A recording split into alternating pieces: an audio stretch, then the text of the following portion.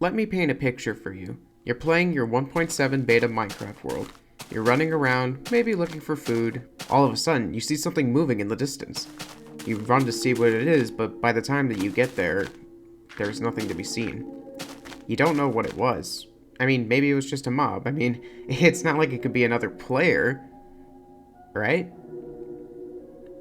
Minecraft as a game is not meant to be scary, yet for me, and apparently many others, it can create a sense of fear or horror within you.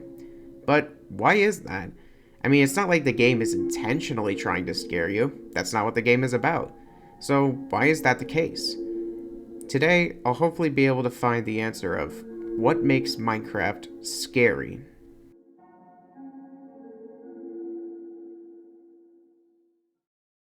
To me, there are two things that makes Minecraft really scary, and I'll be going over both of them. That being the sounds, as well as the environment. This one seems a bit obvious, right? Like the cave noises that you sometimes hear when in dark environments. That's a pretty obvious form of a scare tactic, but it's a little bit more than just playing a creepy sounding MP3 file. You have to wonder, what is it about this sound that instills fear in me? Well, when thinking about fear, what's the biggest reason for something to be feared? The unknown factor. The things that we can't explain because we don't have enough information. In a game like Minecraft, where things can be understood within a couple of minutes of discovering something new, it makes unknown factors less fearful, because it's a simple sandbox voxel game. When it comes to layers of complexity, unless we're talking about something like Redstone, there's going to be few and far between. And even when you do get some complexity, there isn't exactly anything to fear since it never gives you a reason to fear it. But when going to explore a cave, or any similar dark environment, we don't know what lies ahead. We may have a general idea of how a layout of a cave goes, but there's plenty of unknown factors that we can't account for. One of those being the sound that we hear. Sounds like this, and this,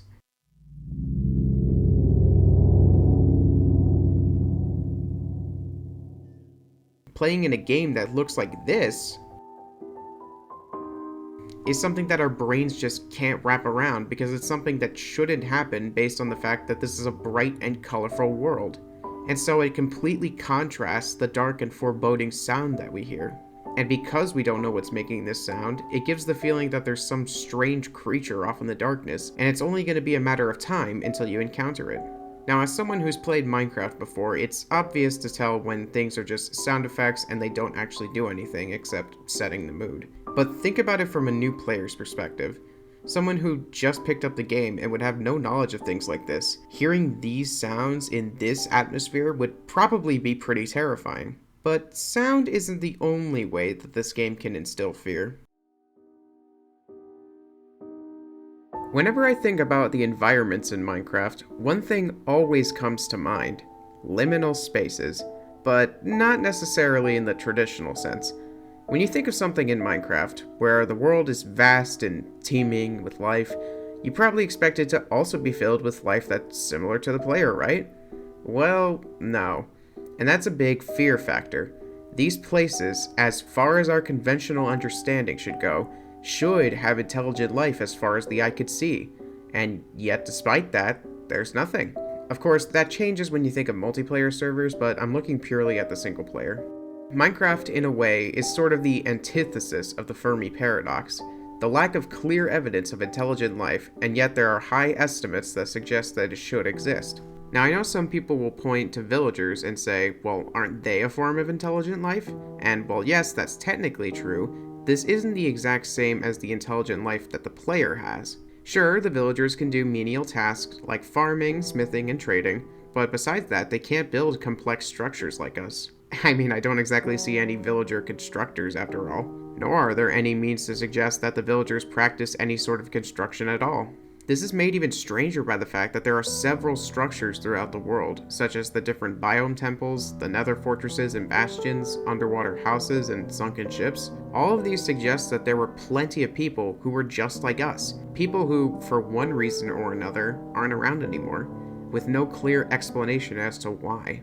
And either you're one of their descendants, or you're a sole survivor of some sort. And with that comes loneliness. which makes finding these structures all the more confusing and terrifying, because as far as you know, you're the only person who can build in this world, and you clearly didn't build these, so where did they come from? It gives the feeling that you aren't alone in this world, and combining that with the sounds from earlier, the sense of fear and dread becomes a lot more prevalent.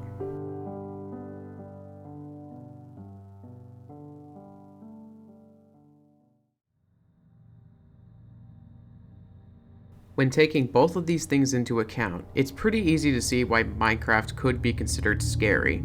If I had to summarize what makes Minecraft scary, I would say it would have to be subtlety. It's not in your face like traditional horror, rather it makes you think a little first, and sometimes it can go completely unnoticed.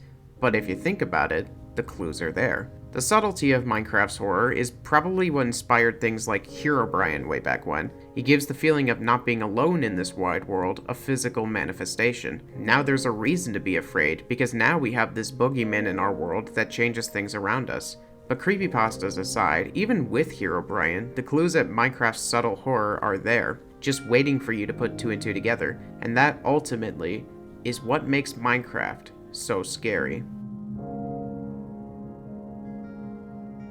Which makes stuff like horror mods all the more ridiculous, but that's a story for another day. Hey, thanks for watching and making it to the end. If you liked what you saw and you want to see more, hit the like button and subscribe. But with that, I'll see you next time, and until then, take care.